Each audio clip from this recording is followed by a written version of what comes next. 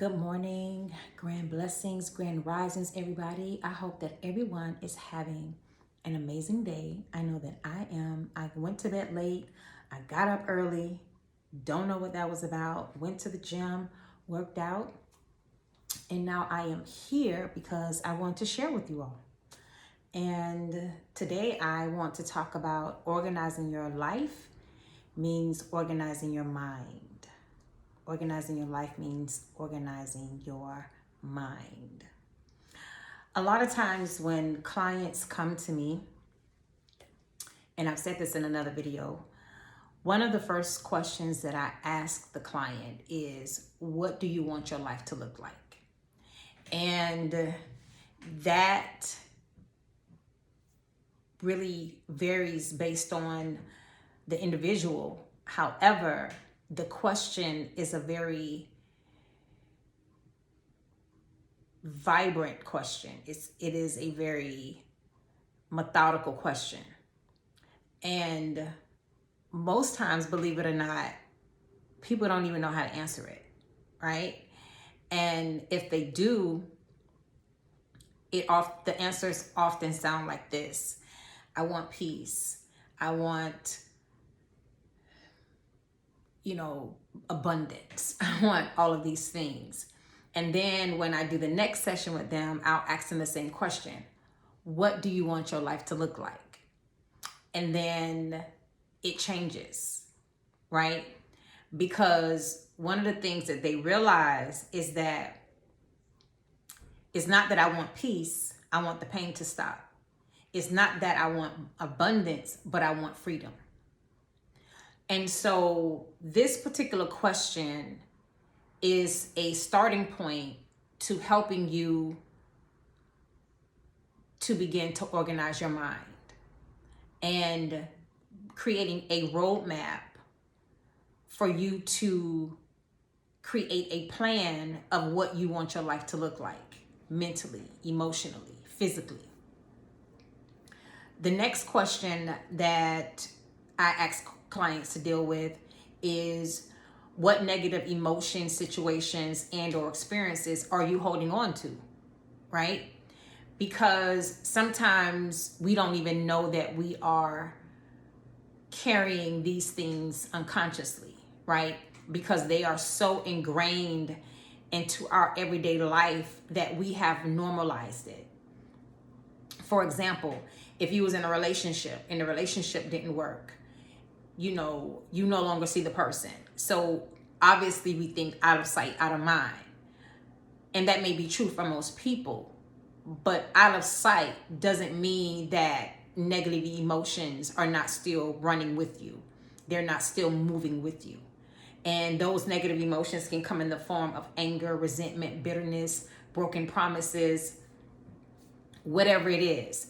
You have the dynamics of a woman with a baby's with her child's father, a father with the child's mother, and there is a lot of tension. There's a lot of static that has been created and that you are carrying, and you're not even aware of it. And for the most part, a lot of that resides in anger, right? It's some form of anger that has been created.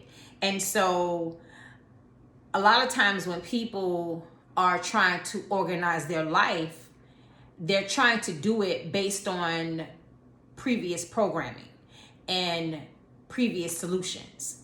And so when they find that these things are no longer apropos, they're no longer working, then that's when many people find themselves feeling depressed, feeling repressed, feeling stuck, feeling like they can't move, and they think that there is no hope.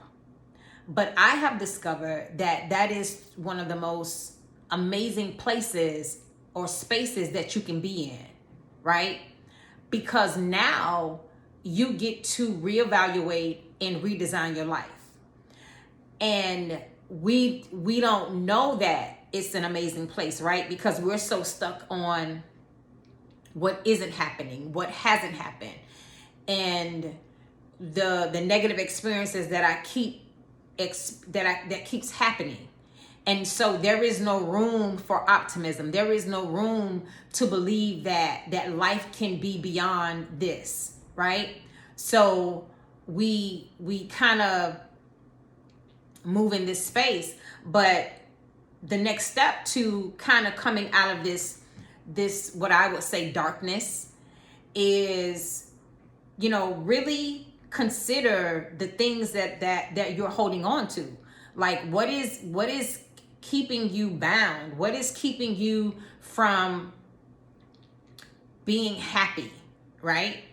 And what is the thing that you feel has you restricted the most, right?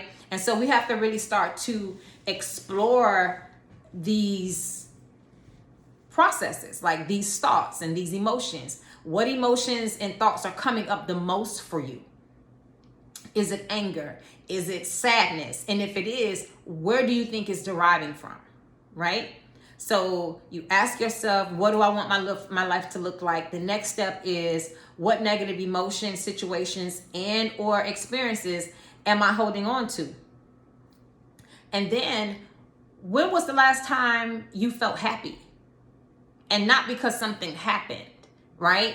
But you genuinely just woke up happy.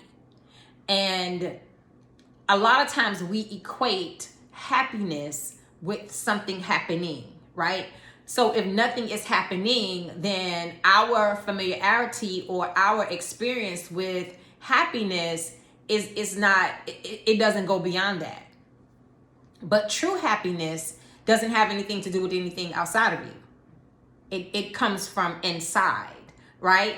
And we kind of get stuck in the delusion of happiness or the illusion of happiness, because the way that we've been socialized or taught or experiences says that happiness only comes if something is happening.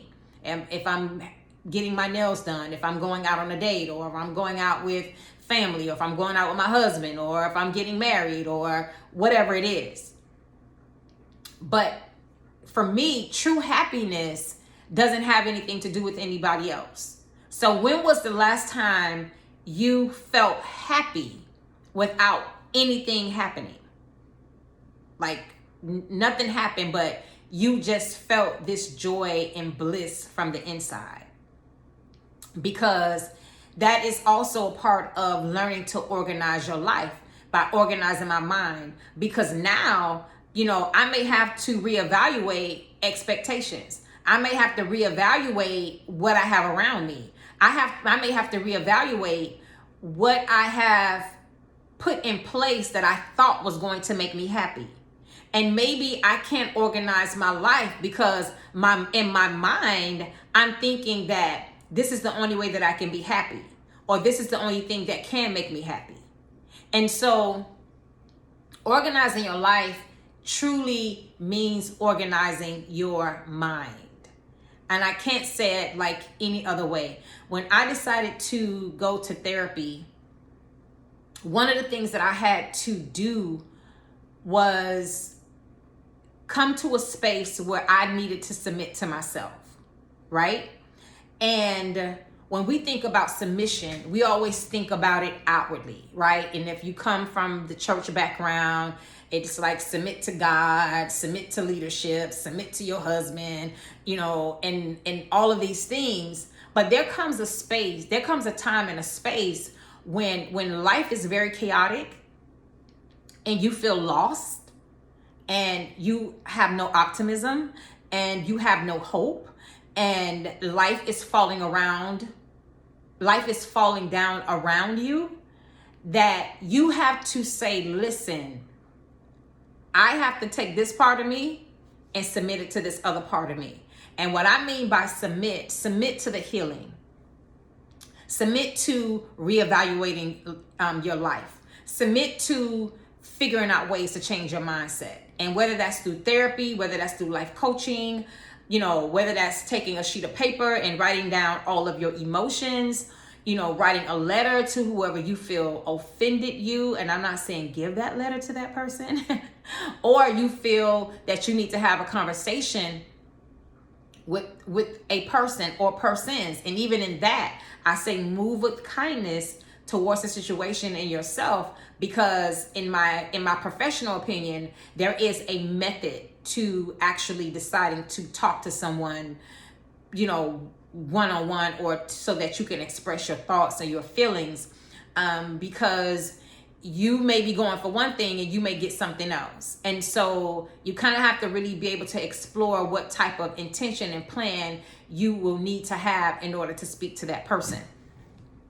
Nevertheless, but it is creating this process of deciding how I want my life to look, and understanding that starts with me organizing my mind. That starts with me organizing my thoughts, because we are human computers and we run off a program. What we've done every day, what we do every day, how we think, I forget how many the same thoughts that we think that we thought the day before, we think it the next day. I forget what the number is, but it's a lot. And so we're just on this constant repeat. And so we get stuck because somewhere in us, we are in agreement with old patterns. We're in agreement with old solutions. We're in agreement with old methods. And in this space, it's not, those things can't help you. But we become so stuck that we don't even understand that we do have other options. And we think because we live like this for so long that these are the only options that are available to me. So when I ask the question, what do you want your life to look like? It does one major thing. It starts to provoke you to start using a part of your brain that you're not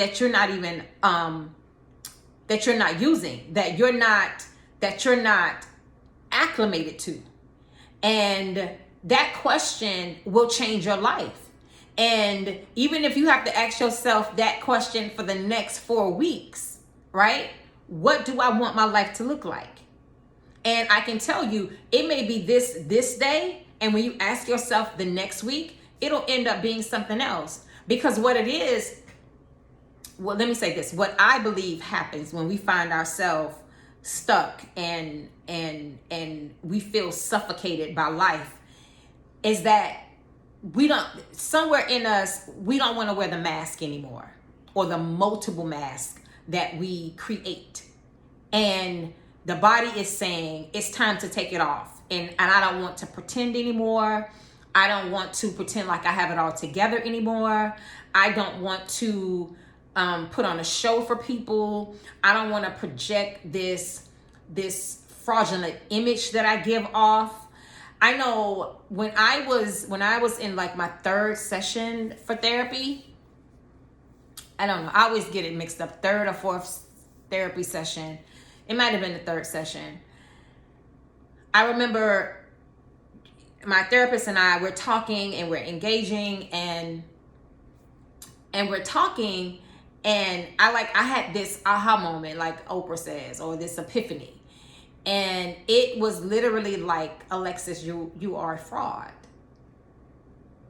And I just remember, him saying, what's wrong? Did your facial expression change? And I just said, nothing, just a thought came. But I remember in that moment of realizing that I was a fraud, and not to people, but to myself, because I was doing so much to hide myself. I was doing so much to not be who I deeply knew that I was, and shrinking myself and doing all of these things because I was afraid to be. And so I was a fraud to myself. I had created all of these masks for myself. And so I had to get to a space where I decided that I didn't want to be a fraud anymore. I didn't want to, have these defense mechanisms and always be on, in this space of not trusting people. And the more that I did my work, the more that I did my soul work, the more that I did my shadow work, whatever it is that you want to call it, working out your soul salvation, whatever works for you, the more I became clearer about who I was. And what I realized, that as I stopped being a fraud towards myself, as I started taking off the mask, all these masks that I had created to feel protected, to feel guarded, to feel all of these things, I started to see myself clearly. And I didn't have to obsess about whether I trust somebody or not. I didn't have to obsess about when I walk in the room, the women rolling their eyes and doing all of these things, because I became clear about me. I became clear about what I wanted my life to look like. I became clear about what I want my emotional makeup to look like. And so to organize your life, you truly have to organize your mind, because healing can never begin with a lie. It can never begin with a lie. And so we have to get to this space where organizing my mind means more to me than living a lie or staying stuck or being a fraud. And the crazy thing is that most people don't even know that we're a fraud. Most people don't even know that we're wearing a mask, right? So the beauty is that I get to take my mask off in private, right? I get to tell myself these internal truths about my existence. Like, no, I'm really still holding on to that, because that hurt me. In my 21 days of healing, I take the students through 21 days of exploring your past and tearing away things that no longer serve you, emotions and behaviors that are suffocating us. And the beauty is, in the 21 days of healing, you get to do it in your own privacy of your own space. And we have to get to a place where we're not afraid to take off the mask in front of ourselves. Because when I do that, that is me submitting to me. That is me submitting to the need to liberate myself.